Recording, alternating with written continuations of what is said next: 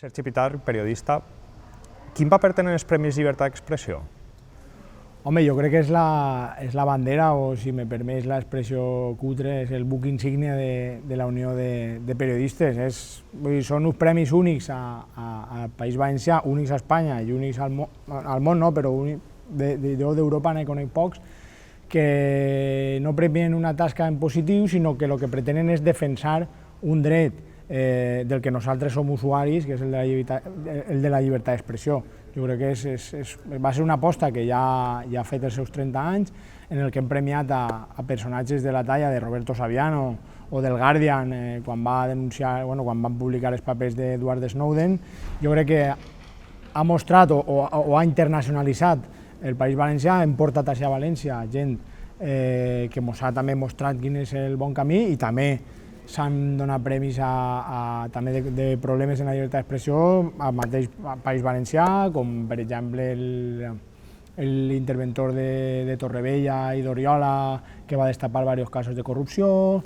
S'ha també donat premis a periodistes per agressions mentre feien el seu treball. Vull dir, perquè és important aquests premis de llibertat d'expressió, perquè és que demostren que la llibertat d'expressió no està guanyada, n'hi ha que guanyar-la tots els dies.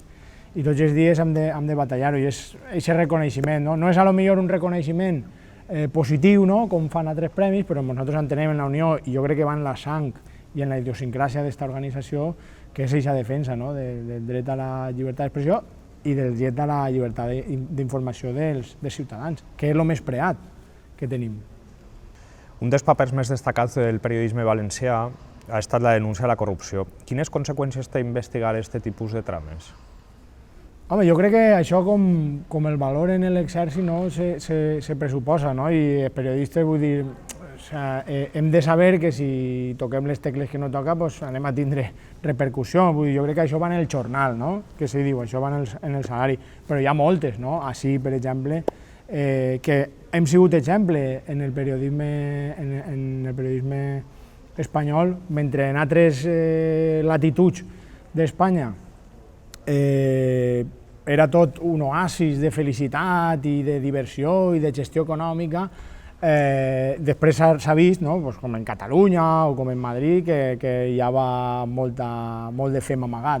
Així no, així des del primer moment, gràcies a més va ser una cosa molt coral, no va ser un mitjà només, van ser primers uns pocs i després ja va ser generalitzat, on pràcticament tot l'espectre i plural de mitjans de comunicació del País Valencià van denunciar casos de corrupció, i jo crec que van ajudar un poc a aquesta neteja. De totes maneres, la tasca no s'acaba, la corrupció en els diners públics i la corrupció empresarial segueixen els fraudes fiscals, segueixen els casos de corrupció de gestió pública, i jo crec que és importantíssim que el periodisme valencià seguisca sent aquest referent com és a Espanya. Tenim noms molt coneguts, de companys, no vaig a mencionar a cap per no deixar-me ningú, però tenim noms molt coneguts de gent que s'ha deixat la pell denunciant això, i que avui en dia se la continua deixant. Quan tu treballaves al diari Levante, vau destapar prou casos de corrupció. Què aprengueres d'aquesta experiència, de com exercir el periodisme en aquest tipus de casos? Home, jo crec que això va ser la millor universitat a la que uno pot anar. Vull dir, jo després, mirant un poc com treballàvem al diari Levante, i com posteriorment jo els casos que conec al diario.es, com treballàvem, si tu mires la pel·lícula del Watergate, la pel·lícula del cas Watergate, la praxis que fan els seus periodistes és exactament la praxis que feien nosaltres, que és un poc seguir, diguem, el rigor periodístic i seguir, diguem, el mètode periodístic de contrastació, de fiscalització i d'investigació que ens va permetre adelantar-nos inclús a la justícia en molts casos i en moltes de les històries que eixíem, perquè és de veres que després així els casos es van judicialitzar i això va ser, diguem, el que va acabar de destapar els escàndols i que va acabar amb dimissions i va acabar amb posteriors canvis de govern, però n'hi ha que dir que així, en molts casos, el periodisme es va adelantar a la policia i es va adelantar a la justícia denunciant aquests casos de corrupció. Això jo crec que també és una fita a recordar i és una fita a remarcar, no? I a posar en valor perquè des dels anys 2000 fins al 2020 el periodisme valencià ha sigut dels més professionals respecte a la investigació de casos de corrupció. Formes part d'una generació de periodistes joves. Com veus la professió avui en dia? A veure, jo soc jove però he pogut treballar també en sistemes anteriors, que ara sí que cada vegada estem ja en una transició directament a altres ritmes, a altres valors, a altra manera no de fer el periodisme, perquè el periodisme sempre fa igual, sinó la manera de comunicar el periodisme o de publicar el periodisme. No? Però jo que sí que he conegut també com funcionava, hi ha hagut una evident precarització. Vull dir, estem ara en un moment, no, com deia Gramsci, no, de que una cosa està morint però la cosa que naix encara no acaba de néixer. No? I entonces el model, diguem, el model de negoci, no, del periodisme encara no està clar. Això està provocant que al no estar clar s'hagi de precaritzar perquè els ingressos de la publicitat, les grans tecnològiques, Facebook, Google, se mengen el pastís gran. Eixos diners que eren, diguem, que pagaven gran part dels bons salaris dels periodistes s'han esfumat i aleshores ara estem en un altre període de transició que jo crec que està anant bé a poc, massa lent per al meu gust, però a poc, que és les subscripcions de socis de pràcticament tots els diaris. Això està començant a permetre no a solucionar la situació, però sí a que els mitjans puguen respirar i inclús en alguns exemples puguen crear ocupació. No?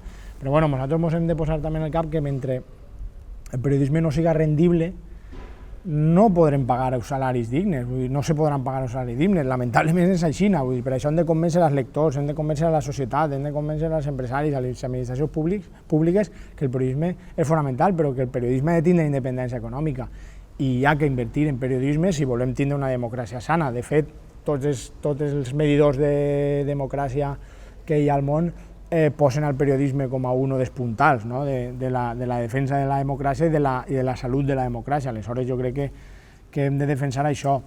És de veres que s'ha precaritzat, però també és de veres que s'han obert altres portes. Ara, avui en dia, hi ha més periodistes que en la vida. Només al País Valencià se'n graduen 400 tots els anys. És impossible que tot el món acabi treballant, però és de veres que hem vist nínxols de mercat, com és el periodisme institucional, com és el periodisme corporatiu, com és vull dir que tot no és el periodisme de destapar el Watergate, saps? Vull dir, hi ha moltes variants de comunicació, si me permets l'expressió, que han donat faena a molts companys, saps? I en aquests casos en millors salaris a lo millor que diguem el periodisme tradicional o el periodisme diguem de batalla, no? De mitjà de comunicació i d'això, però ja t'he dit, jo he vist una precarització, però li veig futur perquè hi ha fórmules, sobretot fórmules molt lligades a les subscripcions i molt lligades als lectors, que han creat ocupació i que estan, encara que no a sous i al nivell de sous que se pagaven en els anys 80 i els anys 90, que és l'època daurada del periodisme valencià, en quant a sobretot el periodisme de la premsa escrita valenciana, però jo crec que anem en el camí, però ja t'he dit, n'hi ha que convèncer a administracions, empreses, ciutadania, de que els mitjans de comunicació són imprescindibles i de que quan més pluralitat de mitjans n'hi hagi, millor per a tot. La Unió de Periodistes ha engegat molts projectes i informes, com ara sobre la precarietat o el tractament de la violència de gènere. Què creus que aporten aquests materials a la professió? Home, jo crec que és una tasca fonamental que ha de fer la Unió de Periodistes, que és estar en el debat públic. Nosaltres és de veres que alguns informes que s'han fet, com el de la precarietat, era un poc parlar de nosaltres, no? Perquè sempre denunciem la precarietat dels demés i és de veres que ens havíem oblidat de mirar-nos a nosaltres mateixos, no? I de mirar cap a dins i dir, bueno, a veure, aquesta crisi del 2008 com ha impactat realment amb els professionals, no? Amb els salaris dels professionals, amb l'ocupació, però un poc també intentar, amb aquests documents, demostrar a la societat la importància del periodisme i intentar corregir en la manera de lo possible el que està passant. Els temes de gènere, imagina, no? Si són importants que una organització amb el rigor de la Unió de Periodistes plantegi documents sobre la violència masclista, sobre els assetjaments, sobre...